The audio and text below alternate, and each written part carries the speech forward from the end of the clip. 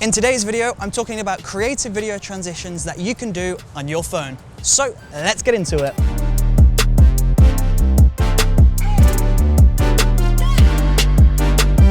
Hey, what's up? It's Chris from Brooker Films, and in today's video, we're talking all about these creative video transitions that you can capture on your phone. So the first transition on this list is the swipe across. And transition number 2 is the lens cover. And transition number 3 is the orbit. And then next up, we have the earthquake. The earthquake is really cool, but the rotation is even cooler. And that brings us to the last transition, which is the match on action. Now that one is really awesome. You just have to make sure that you do a really big action to properly hide the transition between those two video clips. At the end of the first shot, you wanted to pull your phone away to the side.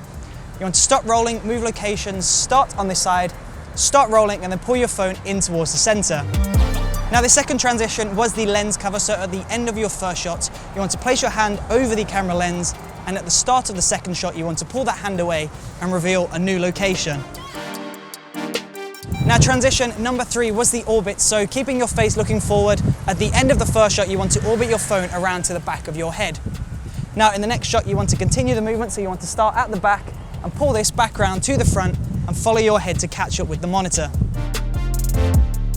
Transition 4 is the earthquake, so at the end of the first shot you want to shake your phone, and then at the start of the next shot you want to shake your phone again and go into your action. Next up we have rotation, and that is simply just rotating your phone 180 degrees at the end of shot A, and at the next shot, continuing that same motion, you want to bring your phone all the way back round to where you started. And then lastly, we had the match on action, and this is basically where you pull off the same big action at the end of your first shot and at the start of your second shot. You really want to make sure this is a big action to really hide the cut in between these two shots. Now the really cool thing about these video transitions is they're really simple to edit together. You don't need any specific video editing software, and you don't need to understand about any special editing techniques. You just need to cut the end of the first shot and the start of the second shot where the most motion blur occurs. Stick these two shots together within your timeline, and there you go. Those are my favorite video transitions that you can capture on your phone.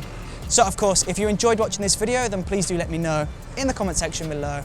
And don't forget to subscribe, push that bell icon, and I will see you tomorrow for another brand new video. See you there.